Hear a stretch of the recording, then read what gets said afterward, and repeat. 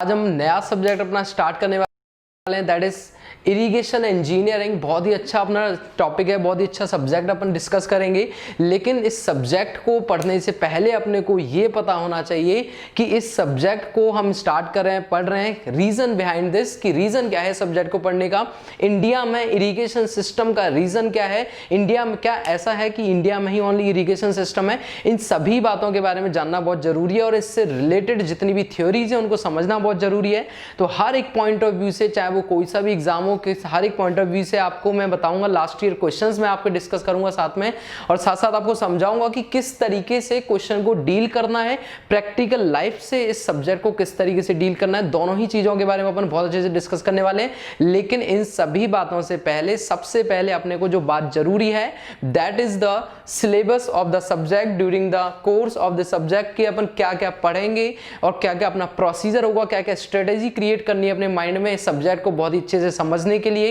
तो अपन 3 कॉन्सेप्ट पर काम करेंगे। सबसे पहले मैं आपको पढ़ाऊंगा थ्योरी, किस तरीके से इस सब्जेक्ट की सबसे ज्यादा जितना आपको नॉलेज है इसमें थ्योरी की, जितना ज्यादा नॉलेज है आपको वाटर के डिस्ट्रीब्यूशन की, कि वाटर किस तरीके से डिस्ट्रीब्यूशन होता है, वाटर किस तरीके से स्टोर किया जाता है, वाटर को किस तरीके से इरिगेशन सिस्टम में लाया जाता है, या फिर डोमेस्टिक वाटर सप्लाई किस तरीके से किया जाता है। इन सभी का जो नॉलेज है प्रॉपर, जो कि आप रेगुलर यूज में या फिर कहेंगे एक प्रैक्टिकल लाइफ में आप देखते आते हैं, उससे ये सब्जेक्ट टोटली रिलेट करता है। तो सबसे पहले अपन देखते हैं कि इस सब्जेक्ट में हमको क्या पढ़ना है, देन उसके बाद बेसिक से स्टार्ट करके हाईएस्ट लेवल तक। इसके अलावा अपन जितने भी लास्ट ईयर क्वेश्चंस हैं, चाहे वो कोई सा भी हाईएस्ट एग्जाम हो, हाईएस्ट एक्सट्रीम लेवल तक मैं आपको समझाऊंगा, और जितने भी एग्जाम में क्वेश्चंस आए हैं उन सभी को डिस्कस करेंगे। One liner question, objective question, subjective question, numerical, चारों पार्ट्स को विद थ्योरी के साथ। ठीक है, चलिए तो all the best, upon start करते हैं सब्जेक्ट को। सबसे पहले देखें सिलेबस, यहाँ पे अपन स्टार्ट कर रहे हैं, तो सिलेबस में क्या क्या है, क्या क्या मुझे पढ़ना है वो देख लेते हैं। तो देखें, जब अपन सिलेबस स्टार्ट करेंगे तो सबसे पहले मैं आपको ये बताऊंगा कि जो इंडिया में इरिगेशन सिस्टम है उसका रीजन क्या है। इंडिया में ही इरिगेशन सिस्टम ऐसा है क्या कि जितने भी कंट्रीज हैं ऑल ओवर वर्ल्ड, क्या इरिगेशन सिस्टम अप्लाई करना जरूरी है? क्या ऐसा होता है कि हर एक कंट्री में आपका इरिगेशन सिस्टम है?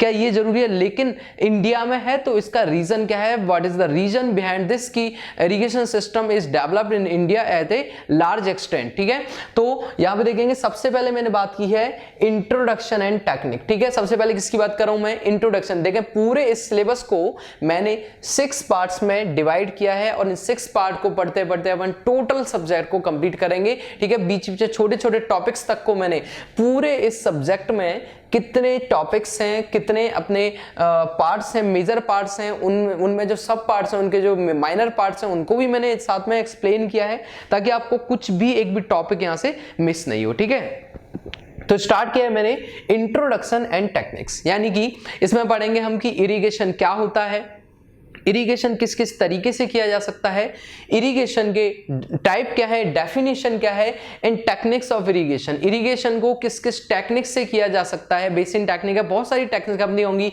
टाइप ऑफ इरिगेशन में आपका lift irrigation, flow irrigation, perennial irrigation, flooded irrigation, inundation आपका इरिगेशन होगा। तो बहुत सारे टाइप के सरफेस इरिगेशन, सब सरफेस इरिगेशन, इन सभी टाइप के इरिगेशन को पढ़ेंगे। सो डेफिनेशंस अपन पढ़ेंगे इस टॉपिक में, type of irrigation and technique of irrigation को पढ़ेंगे। तो अपना पहला टॉपिक जो है, पहला चैप्टर है, वो इन 3 टॉपिक्स के रिलेट करते हुए अपन कंप्लीट करेंगे। ठीक है, the second topic is water requirement of crop, यानी कि आप जानते हैं कि हर एक क्रॉप को वाटर की अलग अलग रिक्वायरमेंट होती है। हर एक क्रॉप अपने अकॉर्डिंग, यानी कि उसका सॉइल प्रिपरेशन अलग होता है, सॉइल को प्रिपेयर किया जाता है तो वो भी अलग है, उसका क्लाइमेट कंडीशंस के अकॉर्डिंग उसका सॉइल प्रिपेयर किया जाएगा। वाटर रिक्वायरमेंट हर एक क्रॉप की ग्रोथ के लिए, duration and amount of water, या कहेंगे जो डेप्थ ऑफ वाटर होता है ऑफ इरिगेशन, वो भी अलग होता है हर एक क्रॉप के लिए। साथ में आपका जो सॉइल प्रिपरेशन होगी वो भी हर एक क्रॉप के लिए अलग होती है। तो देखेंगे कि सॉइल वाटर रिक्वायरमेंट क्या होती है हर एक क्रॉप के लिए। तो इसमें देखिए अपन क्या क्या पढ़ेंगे। अपन इसमें अपन जानते हैं कि क्रॉप पीरियड क्या होता है, क्रॉप पीरियड यानी कि कौन कौन से टाइप ऑफ क्रॉप्स अपन पढ़ेंगे। फिर उस क्रॉप का पीरियड क्या होता है इरिगेशन सिस्टम से रिलेटेड, उसको भी अपन देखेंगे, और कौन से टाइप ऑफ क्रॉप में कौन कौन सी आपकी क्रॉप्स या फिर फसलें आती हैं उनको भी देखेंगे।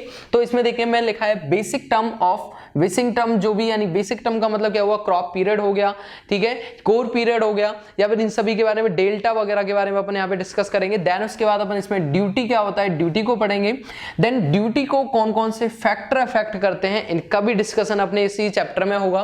देन टाइप ऑफ एफिशिएंसी, 5 से 6 तरीके, 5 to 6 टाइप की ऑफ एफिशिएंसीज अपन इस सब्जेक्ट में डील करेंगे, ठीक है।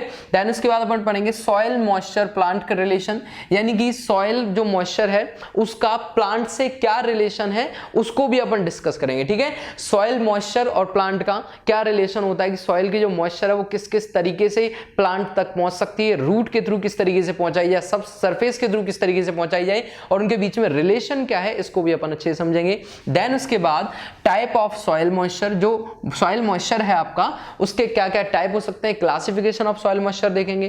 देन उसके बाद क्वालिटी ऑफ इरिगेशन वाटर, ठीक है, कि जो वाटर अपन इरिगेशन के लिए यूज में ले रहे हैं वो मेरी क्रॉप के लिए बेनिफिशियल है या नहीं है, प्रोडक्शन को इंक्रीज करेगी, रिवेन्यू को प्रोवाइड कराएगी, रिवेन्यू इंक्रीज करेगी, साथ में इरिगेशन सिस्टम को या फिर कहेंगे वाटर सप्लाई सिस्टम को कन्वीनियंस बनाएगी, या फिर वाटर टेबल को पॉल्यूट नहीं करेगी। इन सभी बातों का डिस्कशन किया जाएगा कि क्या क्या क्वालिटी होती है इरिगेशन वाटर की, जो कि इरिगेशन के लिए यूज में लिया जा रहा है वाटर, उसकी क्या क्या क्वालिटी होंगी, इनको डिस्कस करने वाले हैं। तो 2 पार्ट मैंने आपको समझाया अच्छे से। तीसरा आपका पार्ट है इन सभी को पढ़ने के बाद, ठीक है, कि इरिगेशन सिस्टम का एक ब्रॉड नॉलेज आपको यहां तक हो जाएगी, बहुत ही अच्छे से इस सब्जेक्ट पर आपकी पकड़ बनना स्टार्ट हो जाएगी। देन उसके बाद अपन स्टार्ट करेंगे डिजाइन ऑफ कैनाल्स, ठीक है। तो देखिए कैनाल क्यों, क्योंकि रिवर्स में जब ओवरफ्लो होने लगता है तो साइड में से आपका जो मेजर डाइवर्जन पार्ट दे दिया जाता है, या फिर कहेंगे एक डाइवर्स करते हुए वाटर को निकाल दिया जाता है और एक जगह पर इसको क्या कर दिया जाता है, कलेक्ट कर दिया जाता है। और टाइम आने पर, यानी कि जिस पीरियड में, जिस समय पर इस पानी की जरूरत होती है उस समय पर उस पर्टिकुलर क्रॉप के लिए इसका यूज किया जाता है, या फिर डोमेस्टिक वाटर सप्लाई के लिए इसका यूज किया जाता है। तो उसके लिए जो सिस्टम बनाया गया that is called the canal, ठीक है। अब कैनाल क्या होता है इसको समझेंगे।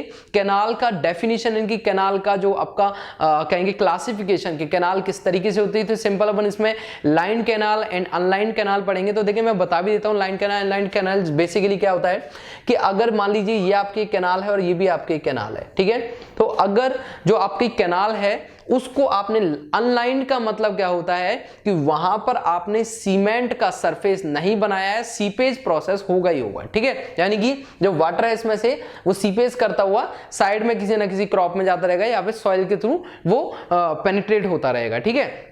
तो यानी कि यहां पर कोई सरफेस नहीं होता, डायरेक्टली सॉइल के ऊपर ही आपका वाटर होता है, ठीक है।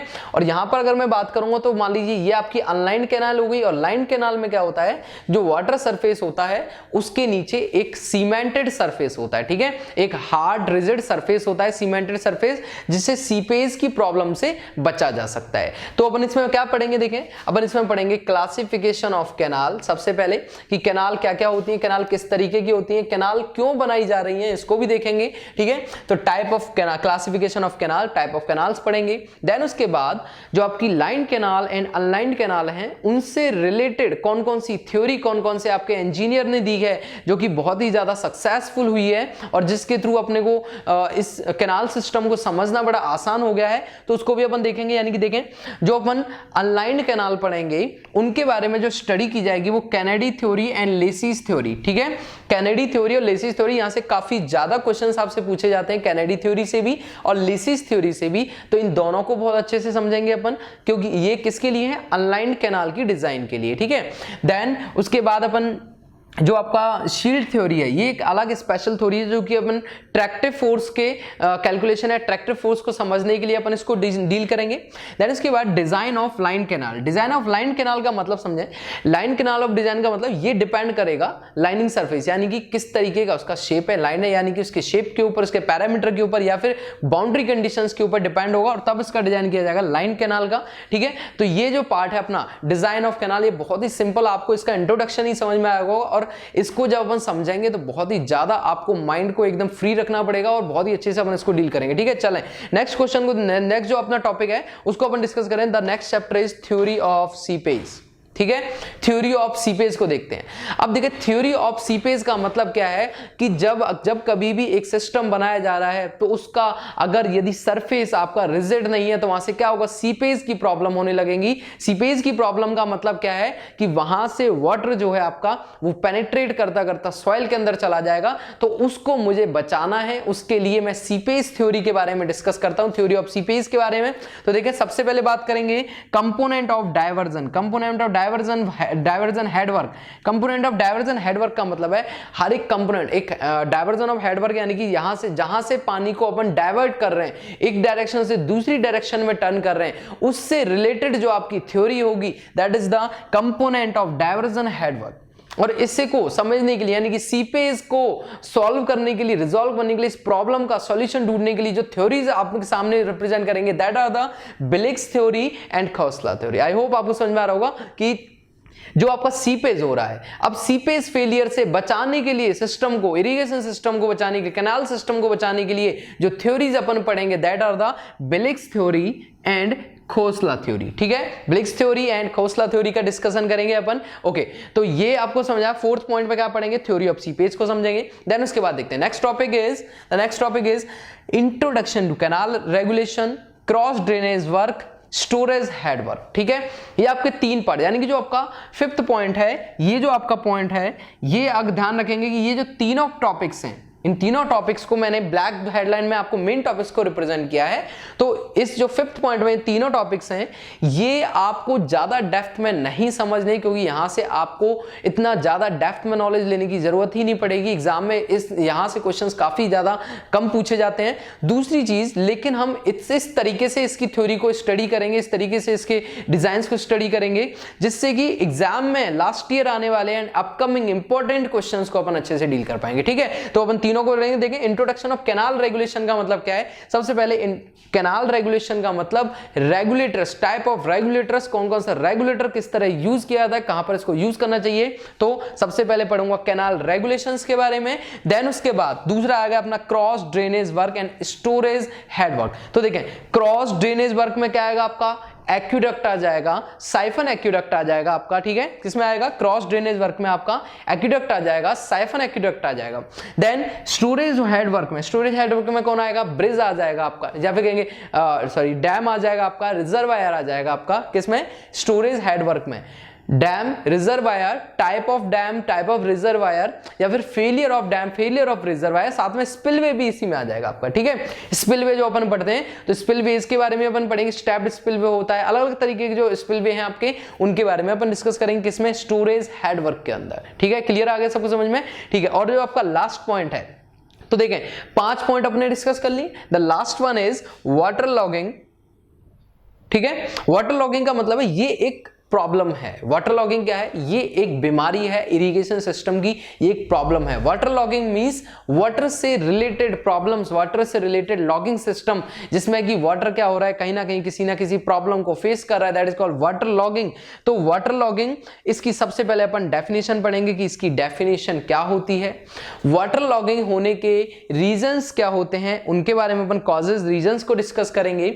इन रीजंस के बाद, समझ रहे हैं आप, डेफिनेशन पहले वाटर लॉगिंग क्या होती है और इसके रीजंस क्या है, वाटर लॉगिंग किस तरीके से हुई है, देन उसको कंट्रोल कैसे किया जाए, वाटर लॉगिंग को कंट्रोल किस तरीके से की जाए, इसको भी स्टडी करेंगे। लास्ट में the leaching action, leaching action क्या होता है, इन सभी के बारे में अपन स्टडी करेंगे। तो आई होप आपको पूरा सिनेरियो, एक पूरा सीन, एक पिक्चर आपके माइंड में फिट हो गई होगी कि इस पूरे सब्जेक्ट में विदाउट कंफ्यूजन मैं कौन सा चैप्टर पढ़ूंगा, कौन सा टॉपिक में डिस्कस करूंगा, किस सीक्वेंस में मैं डिस्कस करूंगा, एंड पूरे स्ट्रेटेजी अपन लेके चल रहे हैं। ठीक है, पूरी स्ट्रेटेजी से क्या होगा, आपको माइंड में एकदम क्लियर होंगी, और साथ साथ अपन करते चलेंगे, एक एक पॉइंट टू पॉइंट, एक एक लेक्चर वाइज अपन पढ़ते चलेंगे, तो अपने ये सब्जेक्ट लास्ट तक जाके आपको एक्यूरेटली क्लियर आपके माइंड में होगा। ठीक है, साथ में क्वेश्चंस को अपन डील करेंगे। ओके, तो देखिए मैं आपको स्ट्रेटेजी आपको अपन देख लेते हैं। सबसे पहले अपन थ्योरी को पढ़ेंगे।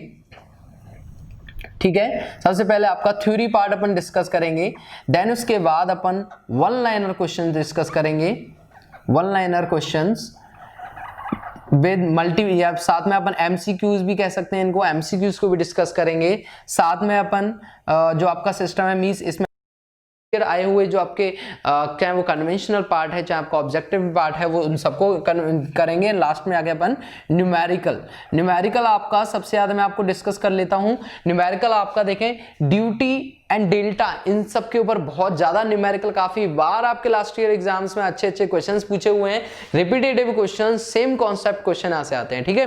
देन इसके अलावा आप कैनेडी थ्योरी, लेसिस थ्योरी, यहां से आपके डिजाइनिंग के लिए क्वेश्चन बन जाएंगे आपको, ठीक है। और डिजाइन ऑफ लाइन के लिए या ब्लिक्स थ्योरी से भी कुछ क्वेश्चन पूछ लिए जाते हैं। जनरली आपको Kennedy theory, laces theory and आपको ड्यूटी डेल्टा, इन सब के क्वेश्चंस को आपको डील करना है, ठीक है, न्यूमेरिकल्स में। तो ये अपनी स्ट्रेटजी होगी इस सब्जेक्ट को पढ़ने के लिए। अब स्ट्रेटजी को अपने समझ लिया है तो अब अपन देखने वाले हैं सबसे पहला chapter, that is the introduction and technique of irrigation. So what is the irrigation, what is the introduction system, let's start. चलिए तो देखें, जो अपना इरिगेशन सिस्टम है ये ओनली इंडिया में है ऐसा जरूरी नहीं है, और किसी अदर कंट्री में भी हो ऐसा भी जरूरी नहीं है। ये डिपेंड करता है रेनफॉल के ऊपर कि रेनफॉल किस तरीके से हुई है या रेनफॉल किस तरीके से नहीं हुई है, ठीक है। तो अपन स्टार्ट करते हैं अपना पहला चैप्टर, बहुत ही ब्यूटीफुल चैप्टर है अपना, दैट इज इंट्रोडक्शन, ठीक है। फर्स्ट अपना चैप्टर है दैट इज इंट्रोडक्शन। तो देखते हैं इंट्रोडक्शन ऑफ इरिगेशन क्या होता है अपना, इसको अपन एक बार डील कर लेते हैं अच्छे से। तो देखें, इंट्रोडक्शन में सबसे पहली बात ये आती है कि what is irrigation. Irrigation system की मुझे जरूरत कहां पे पड़ रही है, इरिगेशन जरूरत, why is necessary the irrigation in India, what is the irrigation, what are the type of irrigation and what is the techniques which are used for irrigation. तो इसको अपन डिस्कस करने वाले हैं। तो सबसे पहले बात आती है इंट्रोडक्शन, चैप्टर 1 में यहाँ पे लिख देता हूं, जो आपका चैप्टर 1 है, ठीक है, चैप्टर 1।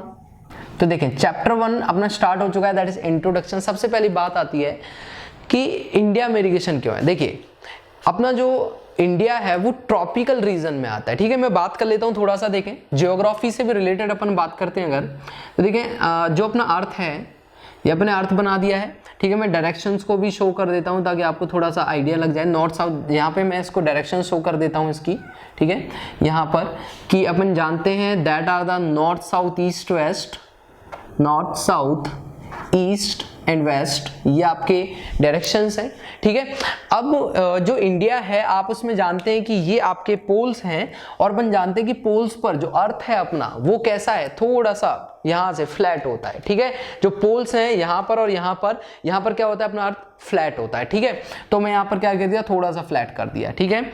अब अपन जानते, और यहां पर जो इक्वेटर्स हैं ये क्या है, देखिए मैं बना भी देता हूं इस जगह पर, ये क्या है आपका इक्वेटर्स और ये क्या है आपका पोलर एक्सिस है, ठीक है। Equator axis and polar axis, so it is polar axis and this is equator axis, sorry this is equator axis and this is polar axis, ठीक है। ये पोलर एक्सिस हो गया और ये आपका इक्वेटर एक्सिस हो गया। अब बात यह है कि जो पोलर एक्सिस है आपको ये भी पता होना चाहिए साथ साथ जनरली कि पोलर एक्सिस अपने को पता चल गया ये फ्लैट है तो कैसा होगा, थोड़ा सा कम होगा। इक्वेटर एक्सिस थोड़ा ज्यादा, यानी कि इसका जो वैल्यू डायमीटर जो आपका डाया होगा वो कैसा होगा, थोड़ा ज्यादा होगा। तो अगर मैं इस डाया की बात करता हूँ, इस डाया की बात करूँ तो कंपैरिजन करता हूँ, ठीक है। तो देखें जो इक्वेटर एक्सिस है आपका, इक्वेटर एक्सिस कितना होता है 12,756.80, ठीक है, एंड ये किलोमीटर में होगा। और अगर मैं पोलर एक्सिस की बात करूंगा it is 12,713.75 kilometre. I hope आपको समझ आया होगा। This is the 12,756.80 kilometre and this is the 12,713.75 kilometre almost, ठीक है। ये होता है। अब मींस ये ज्यादा है ये कम है, इन दोनों के बीच का अगर मैं डिफरेंस भी देखूंगा तो जो डिफरेंस होता है दैट इज 42.94, ठीक है, किलोमीटर। ये आपका क्या हो जाएगा, यहां से डिफरेंस हो गया, ठीक है।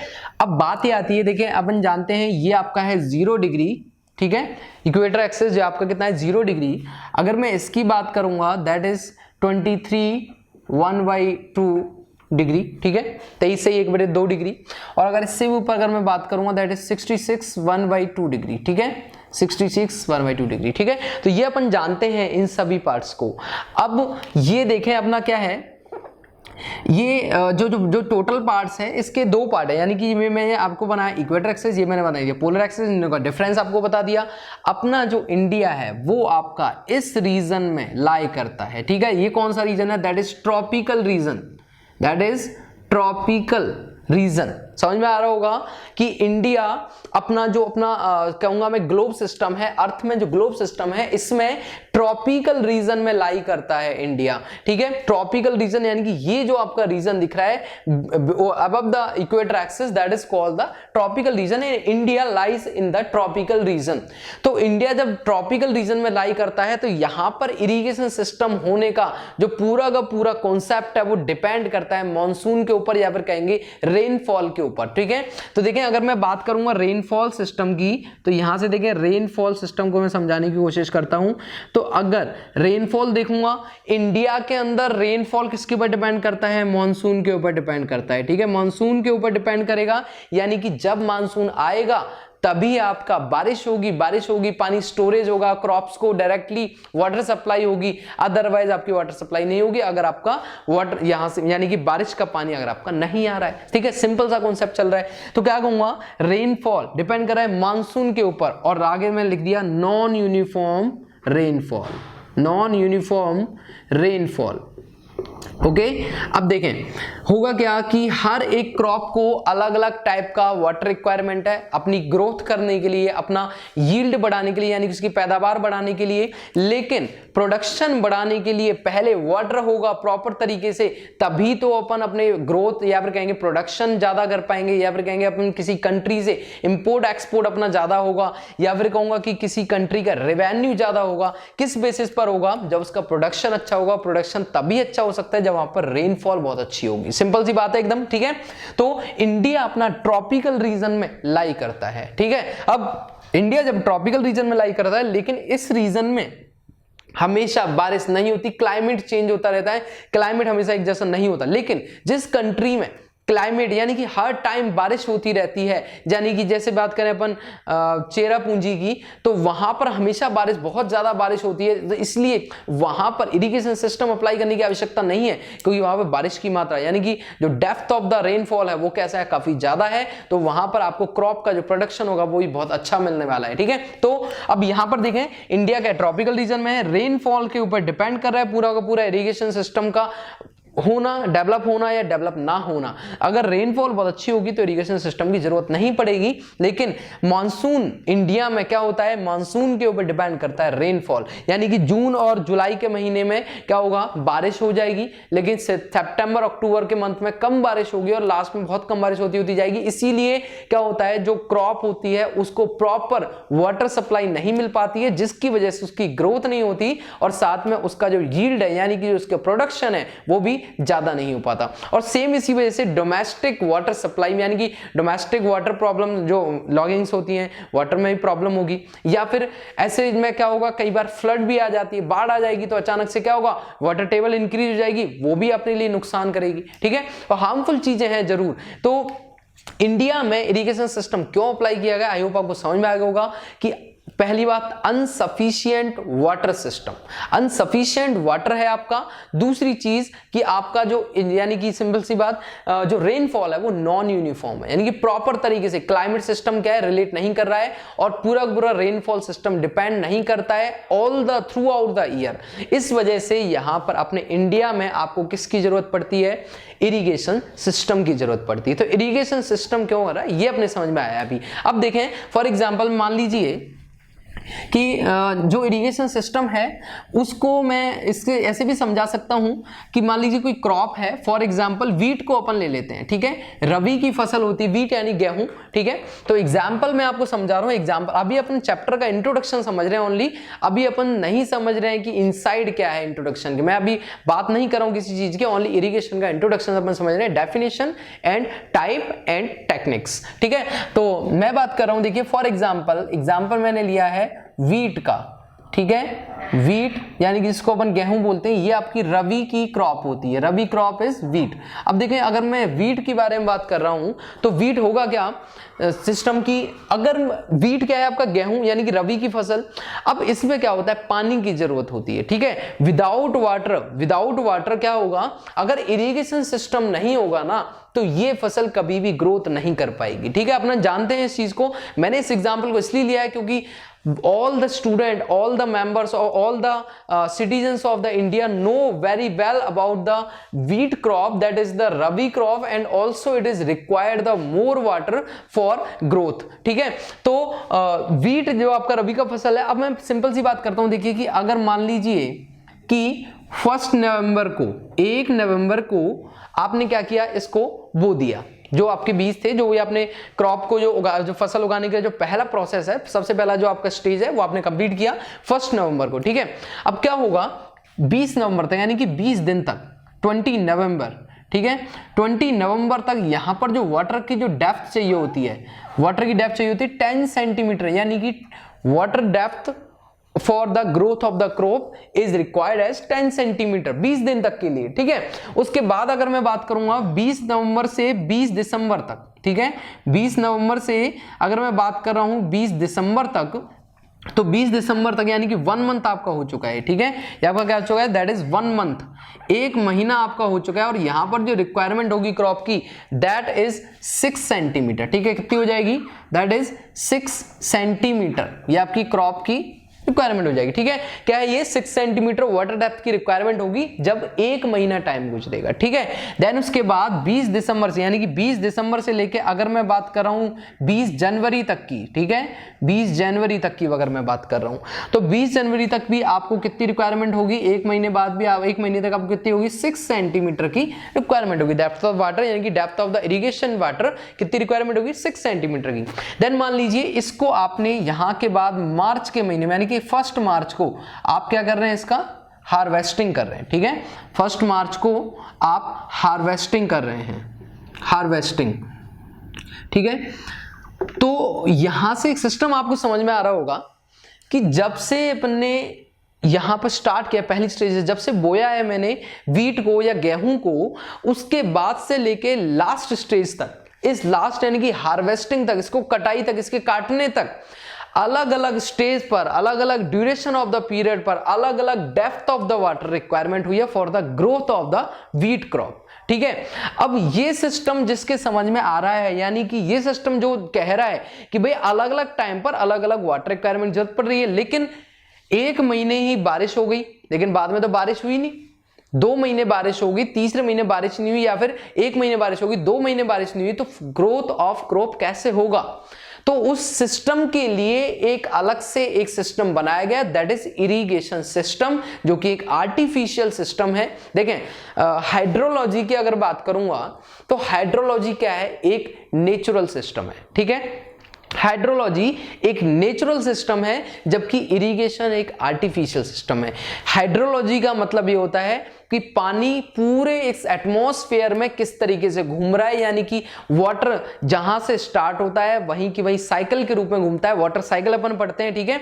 तो हाइड्रोलॉजी, अब इसको अपन हाइड्रोलॉजिकल साइकिल बोलते हैं कि वाटर आपका सबसे पहले क्या हो रहा है कि मान लीजिए बादल बन रहे हैं, बादलों से क्या हो रहा है, पानी आ रहा है, पानी गिर रहा है, तो आपका कहीं पे इन्फिल्ट्रेशन भी हो रहा है, आपका ट्रांसपिरेशन भी हो रही है, आपकी इवेपोरेशन भी हो रहा है, ठीक है, बेस फ्लो भी हो रहा है। तो सारे के सारे जो के पार्ट हैं, यानी कि अपन देखते हैं कि वाटर, नेचुरल वाटर किस तरीके से साइकिल के फॉर्म में घूम रहा है और किस किस तरीके से इसको जो नेचुरल वाटर है उसी को डिवाइड किया जा रहा है, ठीक है। लेकिन यहां पर क्या किया जा रहा है, एक आर्टिफिशियल सिस्टम तैयार किया जा रहा है इरिगेशन में, जिसे तैयार करने के बाद में इसको क्या किया जाएगा, जहां पर रिक्वायरमेंट होगी वहां पर अलग अलग डिस्ट्रीब्यूटिव क्या कहेंगे, अलग अलग कैनाल सिस्टम या सब कैनाल सिस्टम के थ्रू या माइनर कैनाल सिस्टम के थ्रू अलग अलग जगह जहां पर रिक्वायरमेंट होगी वहां पर इसको ट्रांसफर या फिर कहेंगे वहां पर इसको डिलीवर कर दिया जाएगा।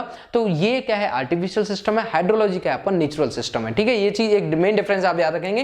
तो ये आपको सिस्टम समझ में आ गया कि अलग अलग टाइम पर क्रॉप को अलग अलग डेप्थ ऑफ वाटर की रिक्वायरमेंट होती है, इस वजह से एक आर्टिफिशियल सिस्टम डेवलप करना जरूरी है due to the non uniform rainfall in the India. तो यहां तक आपको ये समझ में आया कि ये क्या हुआ। अब सबसे पहले मैं स्टार्ट यहां पे लिख देता हूं स्टार्टिंग में कि क्या है आपका जो इरिगेशन है, व्हाट इज इरिगेशन। तो देखेंगे अपन इरिगेशन क्या है। तो डेफिनेशन इसकी मैं बात कर रहा हूं तो देखिए सबसे पहले लिखूंगा it is an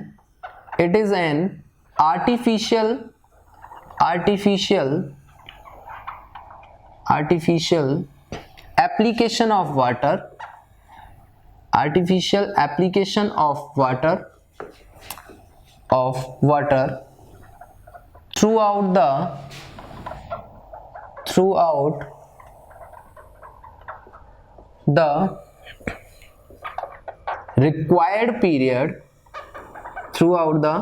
required period of a crop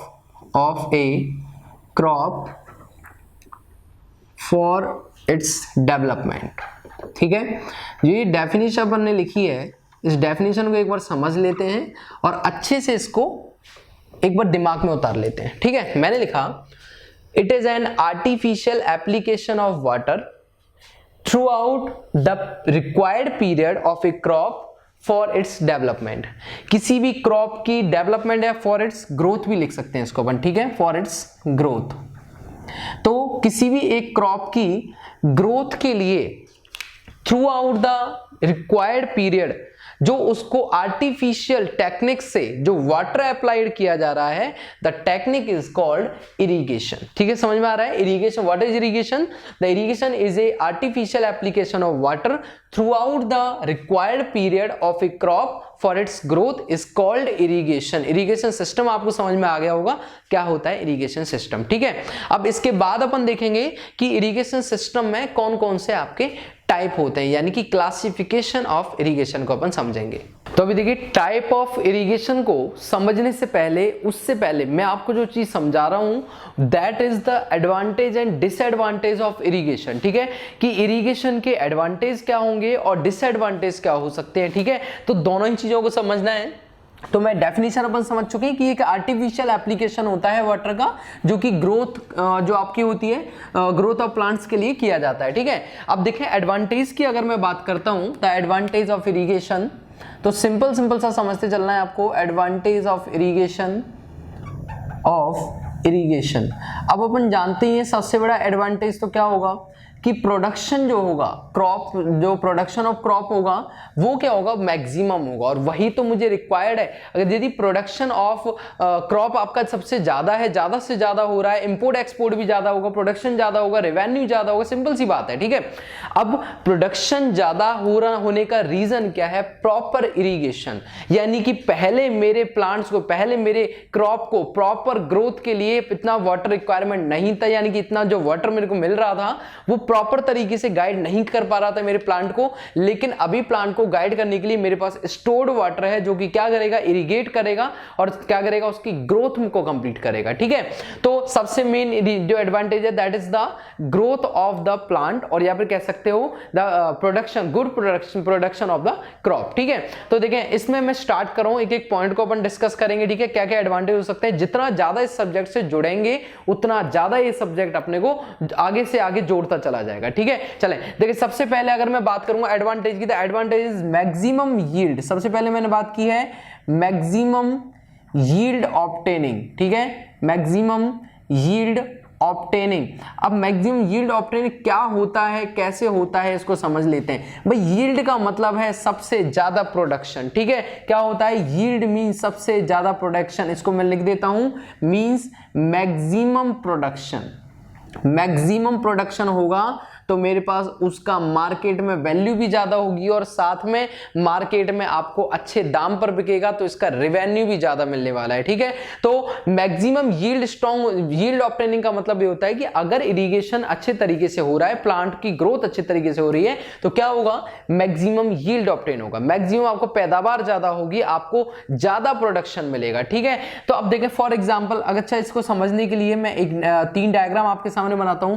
मान लीजिए ये 3 फील्ड्स हैं आपके सामने, एक ये रहा फील्ड, एक आपके सामने ये फील्ड है and the last one is this field. तो 3 आपके सामने मैंने फील्ड बनाए। अब इन तीनों फील्डों की अगर मैं बात करूं तो इन तीनों फील्डों, मान लीजिए इसमें मैंने लिखा DA1, मैंने इसको लिखा DA2, मान लीजिए मैंने इसको लिखा DA3, ये मैंने लिख दिया। ठीक है, अगर मैं बात करूंगा कि भाई ये DA1, DA2, DA3 ये क्या चीज है, तो ये क्या चीज है मैं लिख देता हूं यहां पर वेयर, यहां लिख देते हैं अपन where DA is depth of application of water. ठीक है, depth of application of water, जो वाटर आप अप्लाई कर रहे हैं इरिगेशन के लिए, वो कितनी डेप्थ पर फील्ड में प्रोवाइड कर रहे हैं, दैट इज द DA। ठीक है, जो मैंने लिखा है आपके सामने। अब मान लीजिए DA का मतलब है कि मान लीजिए कि इस कोई एक आपका प्लांट या फिर कह सकते हैं कोई एक फील्ड है और उसमें ये आपके प्लांट्स हैं। ठीक है, अब इस प्लांट्स को डेवलप करने के लिए, इसकी ग्रोथ करने के लिए क्या किया, DA1 डेप्थ ऑफ वाटर को अप्लाई किया गया, तो उससे कुछ ना कुछ आपको यील्ड मिला है, कुछ ना कुछ आपको प्रोडक्शन मिला है। देन उसके बाद मैंने कहा कि DA2, यानी कि DA2 का मतलब है DA2 depth of water apply करने पर यहां पर जो प्रोडक्शन हुआ होगा वो कुछ इस क्रॉप में हुआ होगा। ठीक है, सेम मैं तीसरे की भी बात कर लेता हूं कि यहां पर भी मैंने क्या किया, डेप्थ ऑफ जो वाटर है, application of depth of water वो कितना है, DA3 है, तो यहां पर भी कुछ ना कुछ अच्छा आपको प्रोडक्शन मिला होगा। ठीक है, ये 3 फील्ड है, ये आपका मैं इसको बोल देता हूं that is A field, that is B field and that is C field. ठीक है, तीनों में क्या किया गया, अलग अलग depth of application of water किया गया और तीनों से मुझे कुछ ना कुछ यहां पर क्या मिला होगा, प्रोडक्शन मिला होगा इस जगह पर। तो अगर मुझे क्या करना है, मुझे पता लग, मान लीजिए मैं कह देता हूं, सपोज मैंने क्या कर दिया, सपोज मैक्सिमम यील्ड, यानी कि प्रोडक्शन है कि पैदावार जो होती है। ठीक है, maximum yield is obtained from C field. ठीक है, ऑब्टेन्ड फ्रॉम C फील्ड। अब C फील्ड से मैक्सिमम यील्ड मिली है, इस मैक्सिमम यील्ड निकालने को एक फॉर्मूला अपन अप्लाई करते हैं। तो देखें फॉर्मूला क्या होगा, yield equals to production upon area. ठीक है, production of from the plot upon में एरिया ऑफ द प्लॉट। तो जो एरिया होगा प्रोडक्शन का, यानी कि जो आपका प्रोडक्शन होगा क्रॉप का और जो एरिया होगा, दोनों का जो आपका रेशियो होगा, दैट इज कॉल्ड यील्ड। तो समझ में आया होगा, DA1 डेप्थ पर अप्लाई किया A में, DA2 डेप्थ ऑफ वाटर को एप्लीकेशन किया आपने फील्ड B में, और सेम C में आपने DA3 डेप्थ ऑफ वाटर पे एप्लीकेशन किया वाटर का।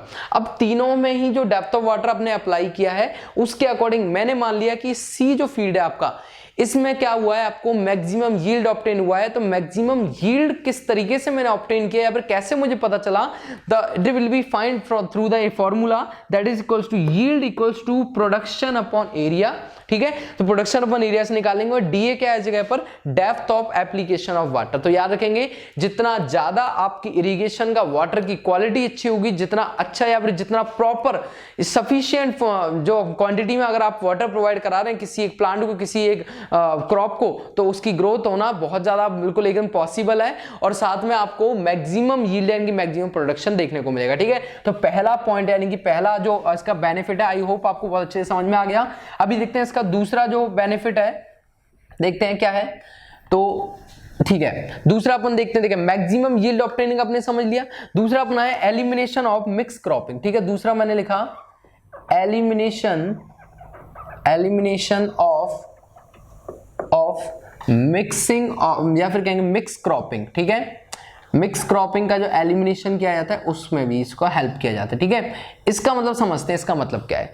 देखिए इसका मतलब है, कई बार क्या होता है पानी को बचाने के लिए, पानी का अमाउंट ऑफ वाटर को सेव करने के लिए, यानी कि उसका चार्जेस बचाने के, charges of amount of water for the irrigation को सेव करने के लिए कई बार क्या करते हैं जो फार्मर्स होते हैं वो क्या करते हैं, अपने एक ही फील्ड के अंदर एक या एक से ज्यादा, यानी कि दो कह सकते हैं, दो या दो से ज्यादा क्रॉप्स को एक साथ क्या करते हैं वहां पर बो देते हैं, जिससे कि उनका प्रोडक्शन उनको ज्यादा मिले, लेकिन उसकी पानी की जो वैल्यू है, यानी कि पानी के जो क्वांटिटी है, पानी का जो पैसा है उसको बचाया जा सके। समझ में आ रहा होगा क्या बोल रहा हूं मैं, कि एडवांटेज क्या है इसका, एलिमिनेशन ऑफ मिक्स क्रॉपिंग, यानी कि जो मिक्स क्रॉपिंग है उसको एलिमिनेट किया जा सकता है। कहने का मतलब यह है कि भाई जितना पानी, अगर मान लीजिए कि बारिश का पानी आ रहा है, तो बारिश का पानी आ रहा है उसको स्टोर करने के लिए इतना बड़ा मेरे पास प्रोडक्ट नहीं, इतना बड़ा मेरे पास रिजर्वायर नहीं, इतना बड़ा बर्तन नहीं है, तो मैं क्या करूंगा, उसको स्टोर करने के लिए कुछ एक ऐसा सिस्टम तो मेरे पास है नहीं, तो क्या करूंगा, डायरेक्ट बारिश का जो पानी आ रहा है उससे किसान क्या करेगा,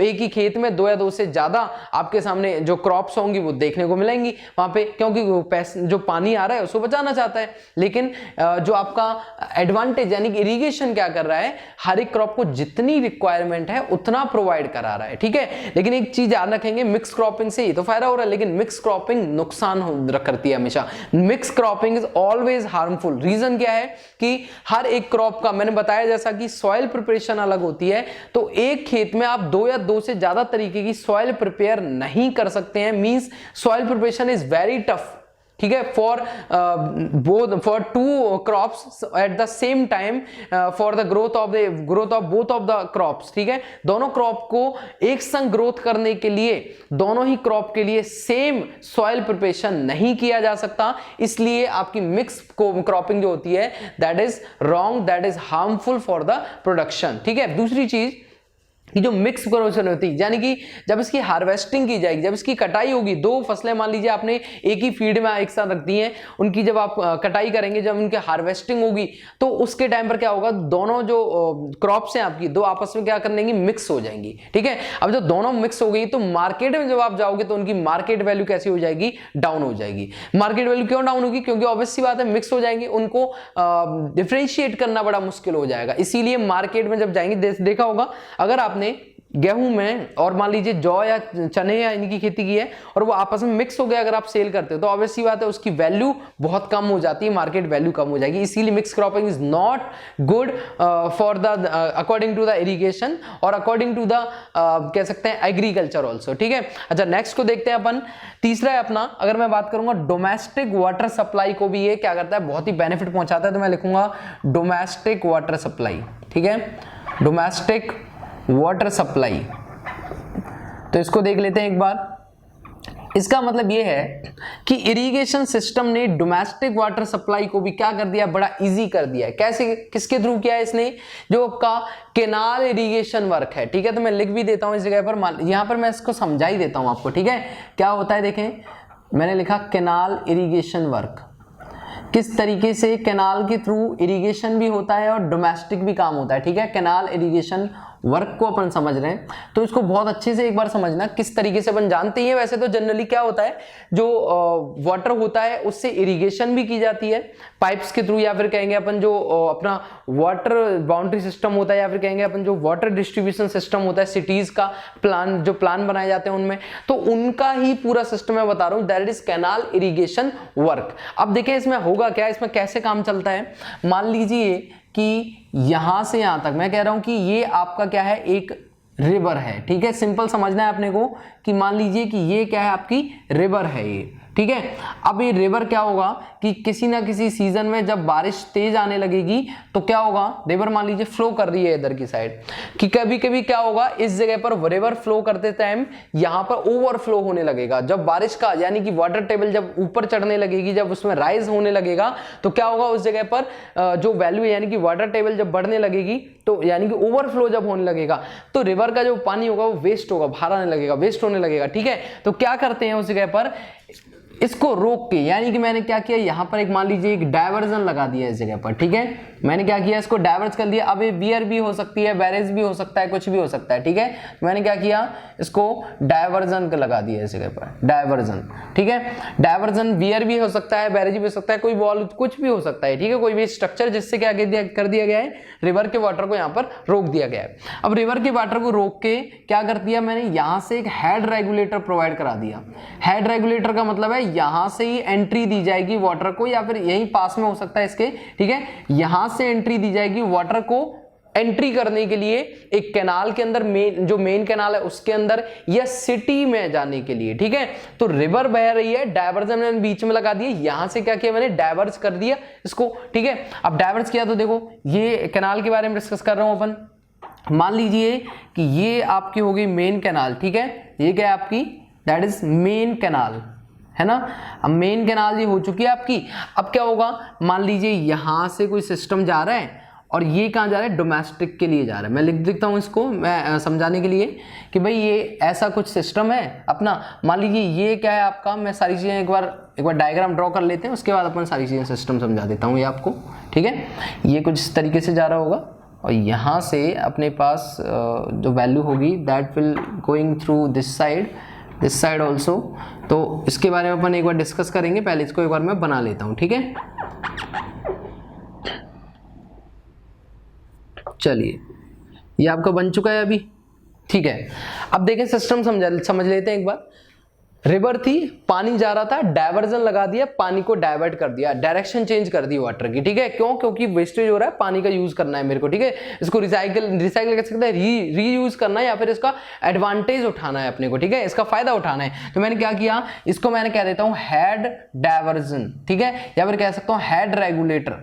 इसको मैंने बोल दिया हेड रेगुलेटर, यानी कि यहां से क्या होगा, पानी को रेगुलेट किया जाएगा, वाटर को यहां से रेगुलेट किया जाएगा, अलग अलग डायरेक्शन में भेजा जाएगा इस जगह से वाटर को। अब यहां से पानी आ रहा है तो देखिए ये भी आपकी कैनाल है, ये भी कैनाल है, ये मेन कैनाल है, यहां से वाटर आपका क्या हो रहा है, डिस्ट्रीब्यूट हो रहा है। तो पहले यहां पानी जा रहा था, मैंने क्या किया, डायवर्ज कर दिया इस डायरेक्शन में, वाटर को डायवर्ज कर दिया। तो मैंने क्या किया, ये आपकी क्या होगी, मान लीजिए आपकी ब्रांच कैनाल है, ठीक है।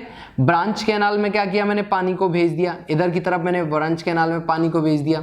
फिर उसके बाद वाटर यहां से जा रहा है, ठीक है। अब डिस्ट्रीब्यूटरी के थ्रू, ये क्या है आपकी, ये दैट आर डिस्ट्रीब्यूटरी, ठीक है। डिस्ट्रीब्यूटरी अपन जानते हैं, आगे अपन देखेंगे भी डिस्ट्रीब्यूटरी क्या होता है। तो ये आपकी डिस्ट्रीब्यूटरी है। मान लीजिए यहां से वाटर आपका यहां से इस तरीके से आगे जा रहा है, यहां पे भी आगे जा रहा है, यहां पर मान लीजिए ये आपका क्या है, फील्ड है, ठीक है, दैट इज फील्ड, ठीक है। और इधर जब पानी जा रहा है, मान लीजिए इधर मैं भेज रहा हूं, एक इधर पानी जा रहा है, इसको मैं बोल देता हूं डोमेस्टिक सप्लाई या डोमेस्टिक वर्क, ठीक है, डोमेस्टिक वर्क। तो एक सिस्टम आपको समझ में आ रहा होगा कि इरिगेशन डोमेस्टिक वाटर सप्लाई को किस तरीके से एडवांटेज प्रोवाइड कराता है, ठीक है। क्या है कि भाई जो रिवर में जो पानी जा रहा था उसको एडवांटेजेस क्या किया गया, स्टोर किया गया, ठीक है, कैनाल्स के थ्रू उनको ट्रांसफर किया जा रहा है। तो देखें मेन कैनाल से इसको हेड रेगुलेटर के थ्रू इसको क्या किया जा रहा है, ऑपरेट किया जा रहा है, और जरूरत पड़ने पर इसको डोमेस्टिक सप्लाई के लिए भी काम में लिया जा रहा है, और साथ में इसको फील्ड में भी भेजा जा रहा है with the help of branch canal, with the help of distributaries, with the help of minor canals, ठीक है।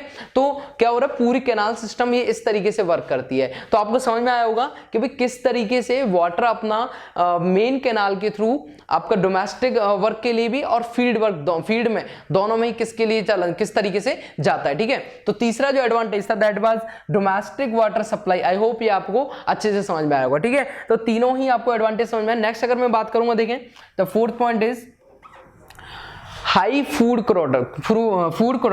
प्रोडक्शन, ठीक है। तो मैं लिखूंगा high food production, high food production भी होगा आपका, ठीक है। क्या क्या हुआ, maximum yield obtain, maximum yield होगी, ज्यादा से ज्यादा क्या होगा, प्रोडक्शन होगा, elimination of mix cropping elimination होगी, डोमेस्टिक वाटर सप्लाई को इजी कर दिया जाएगा, इसके थ्रू, इरिगेशन के थ्रू। अगर मैं नेक्स्ट बात करूं तो देखें food production, high food production आपका होगा, ठीक है। अगर बात करूंगा प्रोटेक्शन अगेंस्ट ड्रॉट, अगर मान लीजिए सूखा कभी पड़ जाती है, अगर हम मान लीजिए अपने कैनाल सिस्टम बनाया, इरिगेशन सिस्टम आपका काम कर रहा है, अब किसी ना किसी रीजन से अनफॉर्चुनेटली क्या हो गया, ड्रॉट की कंडीशन आ गई, तो ड्रॉट की कंडीशन में क्या होगा, प्रोटेक्शन प्रोवाइड कौन कराएगा, इरिगेशन कराएगा, ठीक है। तो क्या लिखेंगे, प्रोटेक्शन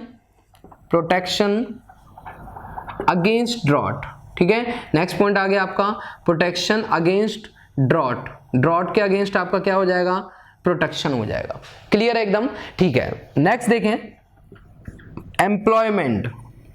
एम्प्लॉयमेंट मीन्स आप समझ सकते हैं कि जो आपका इरिगेशन है वो एक बहुत बड़ा डिपार्टमेंट है, वैकेंसीज आती हैं इरिगेशन, राजस्थान में, यूपी में, हर जगह पर क्या होगा, इरिगेशन डिपार्टमेंट में वैकेंसीज निकलती हैं बहुत सारी। हर एक जगह का एक डिपार्टमेंट है जिसमें जूनियर इंजीनियर, सब इंजीनियर, जो आपके एएन जेएन जितने भी होते हैं, सब एक जो एम्प्लॉयमेंट मिला हुआ है, एक डिपार्टमेंट अलग से बनाया हुआ है जिसमें हर साल रिक्रूटमेंट निकलती रहती है। मीन्स ये एक एम्प्लॉयमेंट के लिए भी बहुत अच्छा बेनिफिशियल पार्ट है, दैट इज द इरिगेशन, ठीक है। तो इरिगेशन क्या करता है, एम्प्लॉयमेंट को भी बढ़ावा देता है, ठीक है।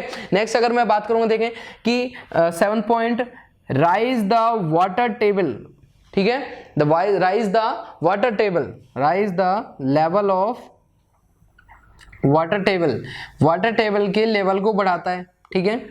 Rise the level of water table, water table के लेवल को बढ़ाएगा। नेक्स्ट सुनेंगे 8th पॉइंट अगर मैं लिखना चाहूं इसका बेनिफिट, और क्या हो सकता है, देखो कि एम्प्लॉयमेंट समझ में आ गया, rise of the level of the water table के जो लेवल है वो जो डाउन होता रहता है due to the non uniform rainfall, उसकी वजह से क्या करेगा, वाटर टेबल को राइज कर देगा। अगर नेक्स्ट अगर एक और पॉइंट की अगर अपन बात करें तो ये प्रोडक्शन ऑफ इलेक्ट्रिसिटी, ठीक है। तो मैं क्या करूंगा, जनरेशन ऑफ पावर, या फिर कह सकता हूं पावर जनरेशन में, ठीक है। तो क्या लिखूंगा, हेल्प इन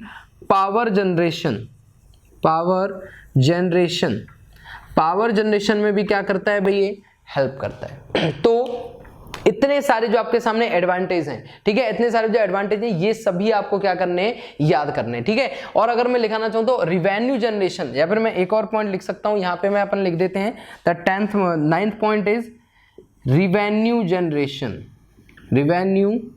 जनरेशन, ठीक है। तो ये पॉइंट आपको क्लियर, बहुत अच्छे से क्लियर हो गया होगा, क्या मतलब है इरिगेशन के क्या क्या एडवांटेज है। सीधा सीधा आप किसी को बता सकते हो कि भाई ज्यादा यील्ड होगा, यानी कि ज्यादा पैदावार होगी, एलिमिनेशन ऑफ मिक्स क्रॉपिंग की जो दिक्कत है, मिक्स क्रॉपिंग की जो प्रॉब्लम है, इसको सॉल्व किया जा सकता है। डोमेस्टिक वाटर सप्लाई, जो पूरा सिस्टम आपके सामने दिखाया कि भाई डोमेस्टिक वाटर सप्लाई को बड़ा ही आसान कर देता है इरिगेशन सिस्टम। देन उसके बाद द वाटर फूड प्रोडक्शन, यानी कि सॉरी हाई फूड प्रोडक्शन, यानी कि फूड प्रोडक्शन है उसकी क्वालिटी हाई हो जाएगी और अच्छा प्रोडक्शन होगा, कम टाइम में ज्यादा अच्छा प्रोडक्शन अपन कर पाएंगे, ठीक है। नेक्स्ट है प्रोटेक्शन अगेंस्ट ड्रॉट, सूखा होने पर यही पानी या ये जो कैनाल सिस्टम है, ये जो इरिगेशन सिस्टम है, ये बहुत ज्यादा हेल्प करने वाला है। नेक्स्ट है एम्प्लॉयमेंट, यानी कि हर एक डिपार्टमेंट, इरिगेशन डिपार्टमेंट होता है हर एक स्टेट में, सेंट्रल में, तो वो क्या करता है, एम्प्लॉयमेंट प्रोवाइड कराता है for the youngsters, for the youths, ठीक है। नेक्स्ट है आपका rise the level of the water table, क्या करता है, वाटर टेबल जो होते है आपकी, यानी कि मीन सी लेवल से जो रिलेट कर रही है वाटर टेबल, वो उसको क्या करता है, हमेशा अपने को बैलेंस बनाए रखता है, कौन, इरिगेशन। नेक्स्ट है आपका help in power generation, power generation में इरिगेशन हेल्प करता है। And the last one is revenue generation, revenue generation में भी बहुत बड़ा हाथ है किसका, that was of the irrigation system, ठीक है। ओके, तो ये अपने थे एडवांटेज ऑफ द इरिगेशन। अगर मैं देखता हूं डिसएडवांटेज ऑफ इरिगेशन सिस्टम, ठीक है। अब देखिए डिसएडवांटेज, जहां कहीं भी कुछ ना कुछ एडवांटेज है तो डिसएडवांटेज तो होना ही है, लेकिन डिसएडवांटेज को आप ध्यान रखें, डिसएडवांटेज कम है ऑफ द इरिगेशन, लेकिन एडवांटेज काफी ज्यादा है। एडवांटेज तो होगा ही क्योंकि पूरा अपना जो इंडिया है वो टोटली जो इसका एम्प्लॉयमेंट है ज्यादा ज्यादा वो किसके ऊपर डिपेंड है, अकॉर्डिंग टू द एग्रीकल्चर। और एग्रीकल्चर अगर ये अच्छा नहीं होगा तो इंडिया की जो इकोनॉमिक सिस्टम है वो बहुत ही खराब हो जाएगा, ठीक है। तो इसीलिए इंडिया के लिए जो एडवांटेज है वो तो ज्यादा ही होने चाहिए इरिगेशन सिस्टम के। तो अगर मैं देखूंगा डिसएडवांटेज, ठीक है, डिसएडवांटेज ऑफ इरिगेशन सिस्टम। अब देखिए डिसएडवांटेज क्या हो सकता है, मान लीजिए कि सॉइल में फर्टिलाइजर के फॉर्म में आपने क्या किया, नाइट्रेट्स को मिला दिया, ठीक है। सॉइल में आपने फर्टिलाइजर की फॉर्म में नाइट्रेट्स को मिला दिया, तो नाइट्रेट्स को मिलाने से क्या होगा, वो जो आपका ग्राउंड वाटर होता है वो क्या हो जाता है, पॉल्यूटेड हो जाता है। ठीक है, किसके लिए, इरिगेशन सिस्टम के लिए या फिर किसी सिस्टम के लिए आपने सॉइल का फर्टिलाइजेशन करने के लिए आपने उसमें नाइट्रेट्स मिला दिए, तो वो नाइट्रेट क्या करेंगे, जो आपका ग्राउंड वाटर है उसको पॉल्यूटेड कर देंगे। और अगर वो वाटर आपका पॉल्यूटेड हो गया है तो क्या होगा, बहुत ज्यादा प्रॉब्लम हो जाएगी, यानी कि जो नीचे जो आपका जो प्रोडक्शन ऑफ क्रॉप है बहुत ही ज्यादा बेकार आएगा। वहां पे जो पौधे हैं या प्लांट्स हैं वो क्या होने लग जाएगा, मुरझाने लग जाएंगे, वहां पर दिक्कत आने लगेगी, या फिर आपका जो पूरी की पूरी जो क्रॉप है वो पूरी पूरी वैनिश हो जाएगी। ठीक है, तो इसीलिए एडवांटेज के साथ में डिसएडवांटेज को समझना बड़ा जरूरी है। तो क्या इधर रखेंगे, मैं लिख देता हूं इसी का, पहला जो एडवांटेज है that is ground water is polluted, short में अपन लिख देते हैं ground water is polluted due to the nitrate used for fertilization of soil, used for soil fertilization। ठीक है, सिस्टम समझ में आ गया होगा कि सॉइल फर्टिलाइजेशन की वजह से, या फिर जो इरिगेशन सिस्टम में जो अपने फर्टिलाइजेशन ऑफ सॉइल करते हैं, सॉइल प्रिपरेशन जो करते हैं, उसकी वजह से जो आपका ग्राउंड वाटर होता है वो कैसा हो जाता है, पॉल्यूटेड हो जाता है। तो एक तो ये इसका डिसएडवांटेज है। दूसरी बात कि जब भी कभी आपने अगर मान लीजिए जो इरिगेशन है या फिर जो वाटर है, वाटर इरिगेट जो किया है उसका जो आपने प्रोवाइड कराया, यानी कि कह सकते हैं आप कि इरिगेटेड वाटर या फिर इरिगेशन वाटर जो आप प्रोवाइड करा रहे हैं वो एक्सेस मात्रा में है, वो ज्यादा मात्रा में, यानी कि जितना अपने को रिक्वायर्ड है उससे ज्यादा इरिगेशन वाटर प्रोवाइड करा दिया, तो उससे होगा क्या, उससे वाटर टेबल जो होगी वो इंक्रीज हो जाएगी। ठीक है, और वाटर टेबल इंक्रीज होने का रीजन क्या है, परकुलेट ऑफ सॉइल। ठीक है, जब परकुलेट ऑफ सॉइल होगी और कांस्टेंट परकुलेट जब होती रहेगी तो क्या होगा, वाटर टेबल इंक्रीज हो जाएगी। That is the undesirable situation for the irrigation. ठीक है, तो इरिगेशन का डिसएडवांटेज एक और क्या हो जाएगा कि अगर जो ग्राउंड टेबल है वो, यानी ग्राउंड टेबल यानी कि जो आपका ग्राउंड वाटर टेबल है वो इंक्रीज, ज्यादा एक्स्ट्रा इंक्रीज हो जाएगी वो आपकी। ठीक है, किस कारण से, परकुलेट ऑफ सॉइल की वजह से। तो परकुलेशन ऑफ सॉइल जब एक्स्ट्रा होगा, किसकी वजह से हो रहा है एक्स्ट्रा, जब अपन इरिगेशन वाटर जो है आपका वो जरूरत से ज्यादा प्रोवाइड करा रहे हैं, तो उस सिचुएशन में, ठीक है, तो क्या होगा, मैं लिख देता हूं यहां पर, if irrigation water is applied more than required। ठीक है, जितना आपको अवेलेबल, जितना आपको रिक्वायर्ड है, अगर आपने उससे ज्यादा मात्रा में आपने यदि वाटर प्रोवाइड करा दिया, या फिर कहूंगा अगर आपने उससे ज्यादा मात्रा में इरिगेशन ऑफ वाटर प्रोवाइड करा दिया, तो वहां पर क्या होगा, percolation of soil will occur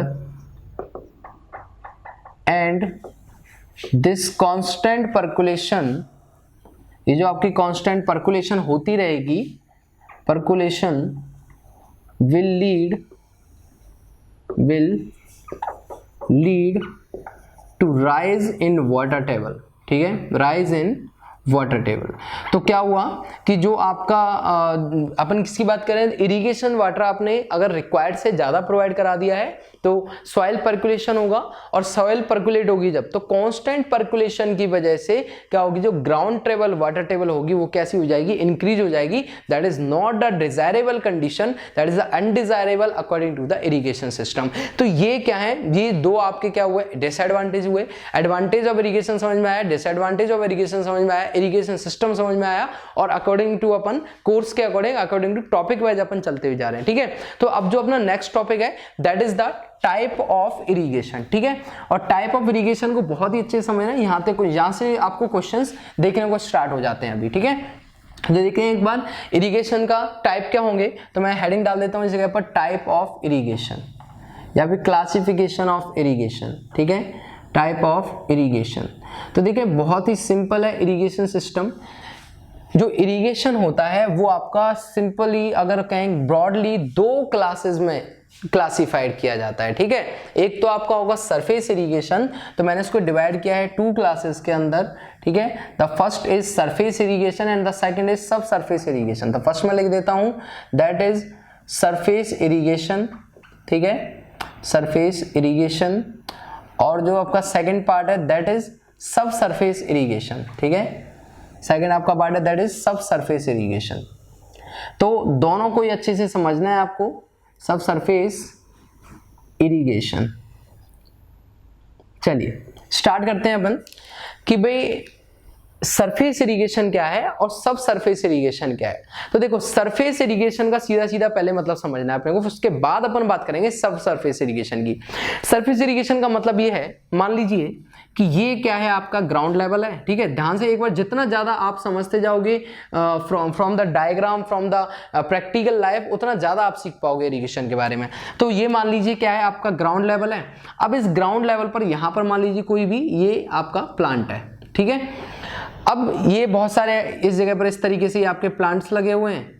अब इन प्लांट को क्या करना है आपको भाई, इरिगेशन करना है, यानी कि इनको इनकी ग्रोथ के लिए आपको वाटर रिक्वायरमेंट है, वाटर प्रोवाइड कराना है। तो आपने क्या किया, आपने अगर सरफेस सॉइल सरफेस पर डायरेक्टली आपने क्या किया, वाटर अप्लाई कर दिया। यानी कि कोई भी मान लीजिए यहां पर एक कुआं था, एक वेल था, जहां से आपने वाटर लिया और यहां पर क्या कर दिया, अप्लाई कर दिया, ठीक है। वाटर लिया और यहां से कोई भी वाटर को आपने क्या कर दिया, डायरेक्टली किसी भी सोर्स ऑफ द वाटर से आपने अप्लाई कर दिया और यहां पर जो सरफेस है इस पर डायरेक्टली गिर जाएगा ये, और यहां से क्या करेगा, धीरे धीरे रूट्स तक जाने लगेगा और उसके बाद इसकी ग्रोथ होने लगेगी, ठीक है। तो समझ में आ रहा है कि सॉइल सरफेस या सरफेस इरिगेशन का सीधा सीधा मतलब क्या है, जब डायरेक्टली वाटर को सरफेस ऑफ द सॉइल पर, सॉइल सरफेस पर प्रोवाइड करा दिया जाता है for the growth of the plant, that is called the surface irrigation, ठीक है। तो सरफेस इरिगेशन की डेफिनेशन एक बार लिख लेते हैं, तो लिख देता हूं मैं इसको कि if water is applied directly upon the soil surface, ठीक है, surface for growth of plant, तो प्लांट की ग्रोथ के लिए जब अपन वाटर को डायरेक्टली सॉइल सरफेस पर प्रोवाइड कराते हैं, समझ में आ गया होगा।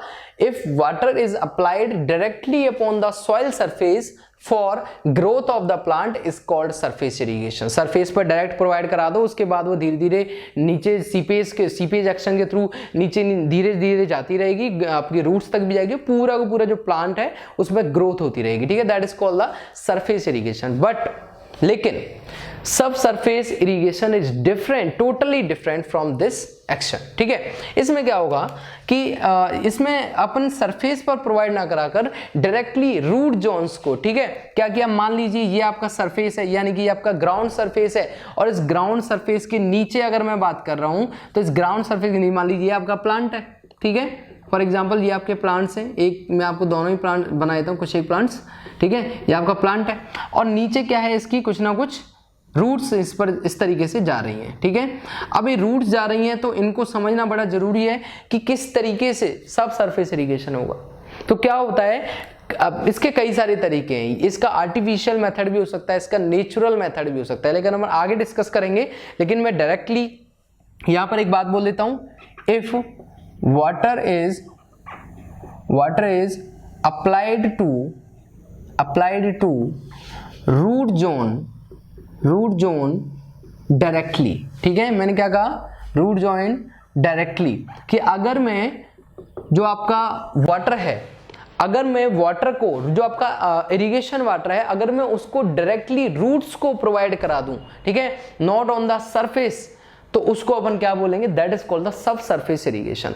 तो देखें मेनली समझ में आया होगा सरफेस इरिगेशन क्या है, जब डायरेक्टली वाटर को प्लांट्स के जो आपके सॉइल सरफेस है उस पर डायरेक्टली प्रोवाइड कराया, जैसा कि अपन स्प्रे करते हैं वाटर को, जब अपन पेड़ों में पानी देते हैं ग्रोथ के लिए, तो क्या होता है डायरेक्टली सरफेस से जो वाटर है वो सीपेज के थ्रू जाता है और पूरे के पूरे प्लांट में ट्रांसफर होने लगता है, ठीक है। That is called the surface irrigation. But the sub surface irrigation that means the directly applied the water to the root zone is called the sub surface irrigation. तो दोनों ही इरिगेशन के बारे में आपको समझ में आया, दोनों के बेसिक डिफरेंस दोनों में क्या है। तो ये टाइप ऑफ इरिगेशन का ये जो पार्ट है, इसका मेन जो पार्ट है that are two part, that is surface irrigation and सब सरफेस इरिगेशन। तो चलिए देखें क्या होगा अब नेक्स्ट क्या होगा, देखें सरफेस इरिगेशन और सब सरफेस इरिगेशन, इनको भी आगे सब डिवाइड किया जाता है, ठीक है, इनके भी आगे अलग अलग पार्ट होते हैं। तो सबसे पहले अपन बात करें सरफेस इरिगेशन की, तो सरफेस इरिगेशन को आगे दो कैटेगरीज में डिवाइड किया गया है, ठीक है। तो देखिए सरफेस की कौन कौन सब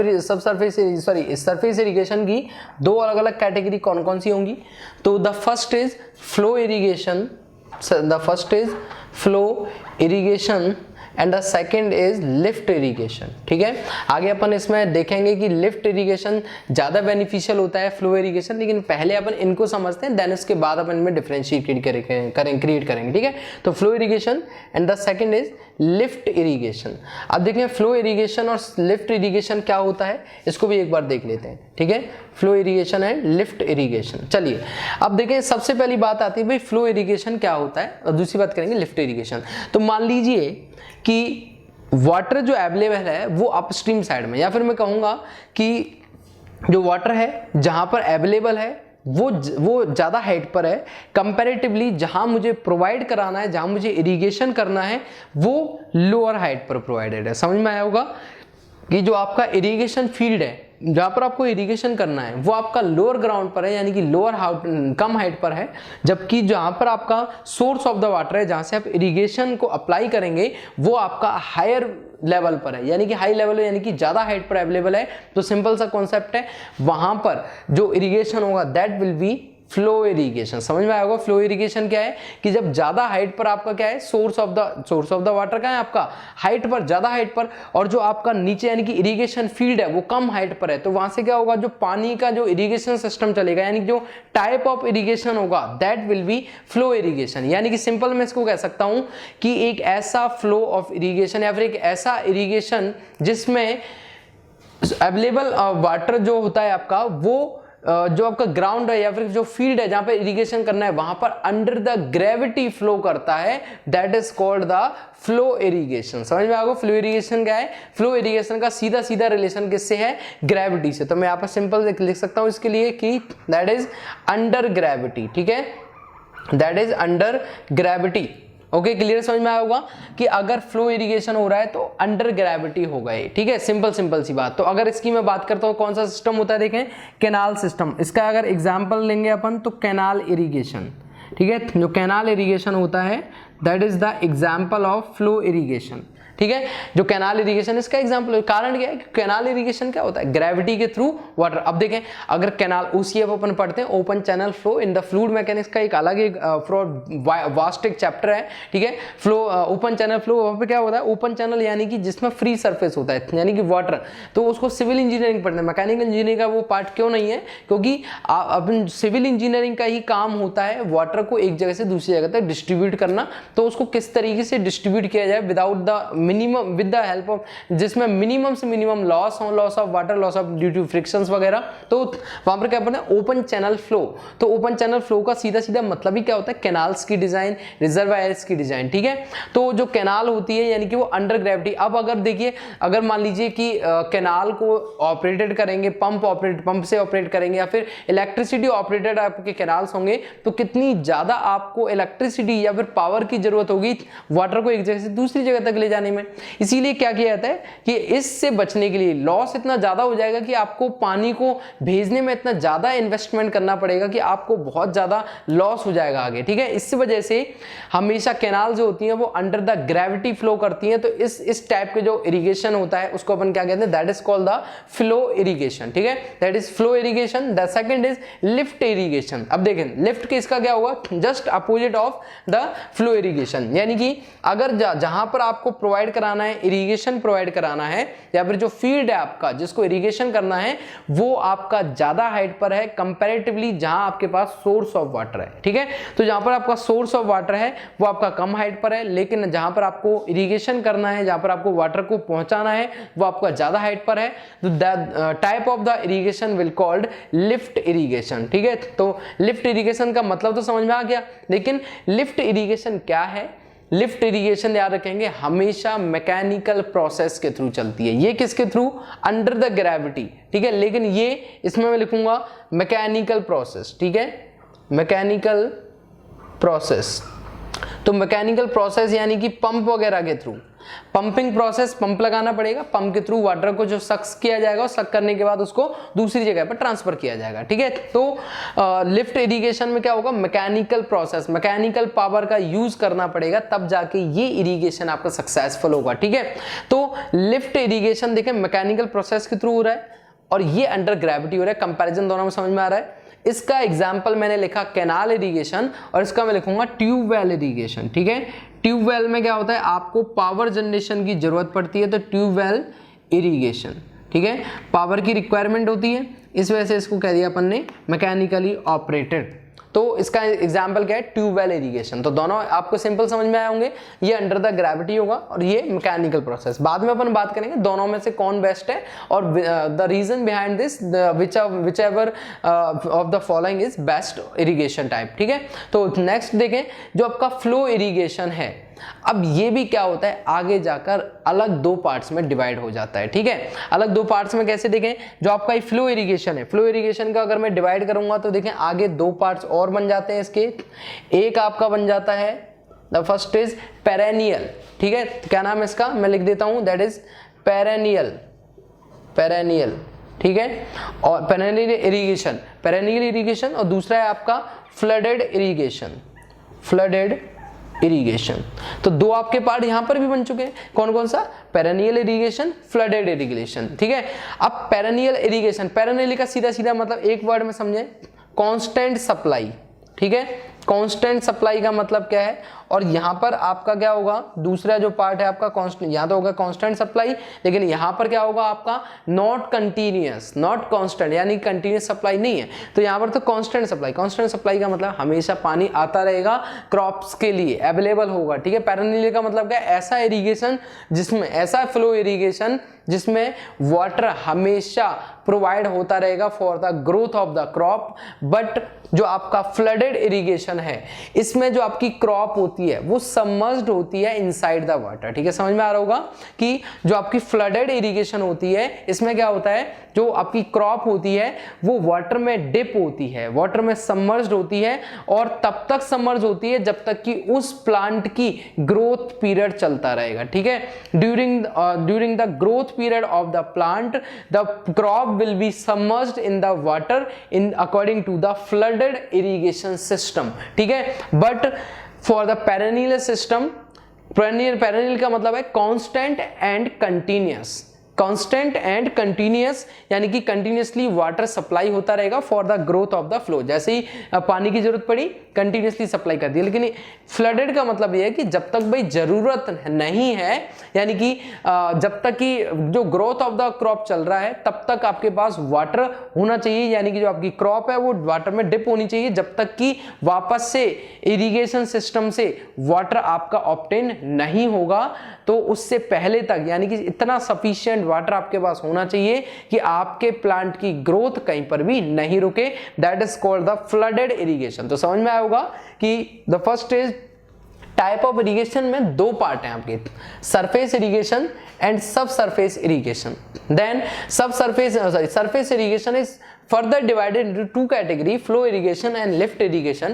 Flow irrigation means under gravity the flow of the water, या फिर irrigation, the under gravity irrigation system is called flow irrigation, and the mechanically operated irrigation system is called the lift irrigation. ठीक है, और इसके example flow irrigation canal system and lift irrigation में आपका tubewell irrigation आ जाएगी। ठीक है, next है कैनाल इरिगेशन। आगे फ्लो इरिगेशन को मैंने आगे फर्दर डिवाइड किया है दो पार्ट्स में, perennial irrigation and flooded. Perennial continuously यानी कि constant and continuous supply of water, and flooded का मतलब है कंटिन्यूसली क्या होगा, जो आपका क्रॉप है उसको सबमर्ज किया जाएगा वाटर में जब तक कि क्रॉप का ग्रोथ पीरियड कंप्लीट नहीं होगा। ठीक है, चलिए आगे अपन बात करते हैं सब सरफेस इरिगेशन पे।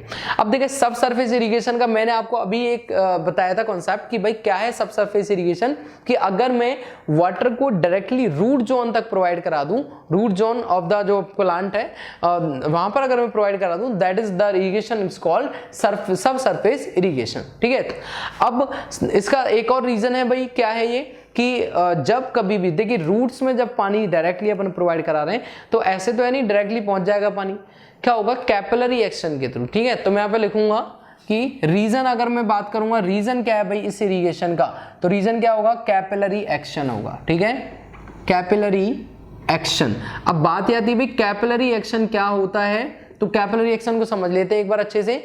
देखिए कैपिलरी एक्शन में फ्लूइड मैकेनिक्स के अंदर अपना आता है capillary rise and capillary fall, यानी कि जब कभी भी एक, मान लीजिए जिस तरीके से ये है सेम ऐसे आपका फील्ड है, यानी कि फ्लूइड में आप एक बर्तन में बात करते हैं, एक फ्लास्क के अंदर बात करते हैं, या फिर कहूँगा एक वेसल के अंदर, और जो इरिगेशन है उसमें फील्ड में बात करेंगे। तो ये आपका सिस्टम है, यानी कि एक इरिगेशन सिस्टम का फील्ड है मान लीजिए, और यहाँ पर क्या है, ये जैसे आपका बर्तन है इसमें पानी भरा हुआ है, सेम इसी तरीके से जो अगर फ्लूइड में पढ़ेंगे तो वेसल है, वेसल के अंदर वाटर भरा हुआ है। अगर मैं इरिगेशन में बात करूंगा तो ये एक फील्ड है, और इस फील्ड के अंदर क्या हुआ है, पौधे हैं या फिर प्लांट्स हैं जिनकी ये आपकी रूट्स हैं। ठीक है, ये आपकी रूट्स हैं। अब और क्या रहा है कि जब पानी नीचे से प्रोवाइड करा है, यानी कि इनके रूट जोन में प्रोवाइड करा दिया डायरेक्टली, तो कैपिलरी एक्शन के थ्रू ऊपर चढ़ता है। कैपिलरी एक्शन कहता है, कैपिलरी इफेक्ट क्या होता है कि जब कभी भी एक बहुत कम डायमीटर की एक ग्लास की नली को, यानी कि कहूँगा कांच की नली को, कांच की एक पाइप को जब डिप किया जाता है एक फ्लूइड के अंदर, तो उसमें या तो जो फ्लूइड है वो राइज कर जाता है या फिर वो फ्लूइड फॉल कर जाता है। तो अगर राइज कर रहा है that is called the capillary rise, and अगर ये फॉल कर रहा है that is called the capillary fall. ठीक है, तो कैपिलरी राइज भी आपको समझ में आ गया है, एंड कैपिलरी फॉल भी आपको समझ में आ गया क्या होगा। ठीक है, और राइज और फॉल, इट विल राइज और it will fall, it will depend upon whether it is the wetting fluid और whether it is the non wetting fluid. अपन जानते हैं वेटिंग फ्लूइड यानी कि ऐसे फ्लूइड जिनका, वेटिंग फ्लूइड यानी कि सिंपल से याद रखें जो हाथ को गीला करते हैं वेटिंग फ्लूइड, जो नहीं करें वो नॉन वेटिंग। यानी कि सिंपल सी मैं बात करूं कि एक ऐसे फ्लूइड जिसमें adhesion force is greater than cohesion force, that is called the wetting fluid, and ऐसे फ्लूइड जिसमें F cohesion is greater than the F adhesion, that is called the non wetting fluid। ठीक है, तो उसको अपन non waiting बोलेंगे और उनके ऊपर डिपेंड करेगा। तो नॉन वेटिंग जो फ्लूइड होता है, नॉन वेटिंग फ्लूइड हमेशा क्या करेगा, डाउन जाएगा, यानी कि कैपिलरी फॉल होगा, और जो आपका वेटिंग फ्लूइड होगा उसमें हमेशा कैपिलरी राइज होगा। तो कैपिलरी के बारे में अपन अच्छे से समझ चुके हैं, और अपन फ्लूइड में भी देख लेंगे उसको। ठीक है, तो रीजन क्या है, कैपिलरी एक्शन, यानी कि रूट्स में होके वाटर क्या करेगा, धीरे धीरे कैपिलरी एक्शन के थ्रू चढ़ता हुआ जाएगा और पूरे प्लांट में क्या करेगा, उसको सर्कुलेट कर देगा। ठीक है, जिससे क्या होगा, प्लांट की ग्रोथ, उस ट्री की या फिर कहूंगा उसकी जो आपका प्लांट है या फिर जो आपकी क्रॉप है उसकी ग्रोथ होती रहेगी। That is called the sub surface irrigation. सब सरफेस इरिगेशन आया समझ में। अब दूसरी बात ये कि भाई जो सब सरफेस इरिगेशन है ये अभी भी आपका दो तरीके का सिस्टम है। ठीक है, दो तरीके का कैसे, एक तो ये आपका हो सकता है नेचुरली। ठीक है, तो मैं पहला तो आपका लिखूंगा नेचुरल, ठीक है, और दूसरा मैं लिखूंगा आर्टिफिशियल सब सरफेस इरिगेशन। ठीक है, नेचुरल और आर्टिफिशियल। तो देखते हैं वो नेचुरल और आर्टिफिशियल सब सरफेस इरिगेशन क्या होता है। तो सबसे पहले बात आती है नेचुरल सब सरफेस इरिगेशन की। तो देखिए नेचुरल सब सरफेस इरिगेशन क्या होता है। मान लीजिए कि ये आपका कोई प्लांट है, ये आपका कोई सरफेस है मान लीजिए, ठीक है, और ये आपका कोई प्लांट है और ये इसकी रूट्स है। ठीक है, अब क्या हुआ, पास में यहाँ पर कहीं एक कैनाल है। ठीक है, मैंने मान लिया यहाँ पर कहीं एक कैनाल है। अब हुआ क्या कि इस कैनाल में मान लीजिए अगर ये आपकी कैसी होगी, अनलाइंड कैनाल। अनलाइंड कैनाल का मतलब है इसका जो सरफेस है, जो इनलाइन जो आपका इनसाइड जो सरफेस है, इनसाइड जो आपकी इसकी बाउंड्री है वो क्या होगी, वो आपकी सीमेंट की बनी हुई है। ठीक है, सीमेंटेड है। तो कोई मतलब नहीं, यानी कि सीपेज नहीं होगा, वाटर यहां तक नहीं पहुंचेगा। लेकिन अगर ये अनलाइंड कैनाल है, अनलाइंड कैनाल यानी कि इसका जो सरफेस है वो सीमेंटेड नहीं है, तो क्या होगा, यहां से जो वाटर है वो धीरे धीरे स्केप करने लगेगा, धीरे धीरे बाहर निकलना चालू होगा।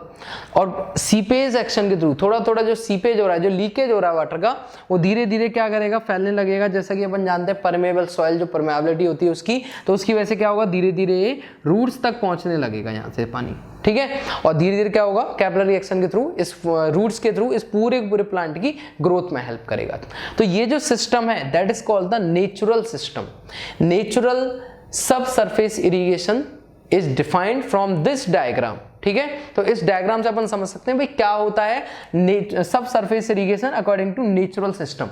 तो कैनाल से क्या होगा, अनलाइंड आपकी कैनाल है, ठीक है, सरफेस आपका सीमेंटेड नहीं है, तो यहां से क्या होगा, सीपेज एक्शन के थ्रू वाटर धीरे धीरे कहां पहुंच जाएगा, रूट्स तक पहुंच जाएगा और इसकी पेड़ की ग्रोथ होगी। तो इसको क्या बोल देंगे, नेचुरल सिस्टम। अब बात आती है भाई आर्टिफिशियल सिस्टम में क्या होगा।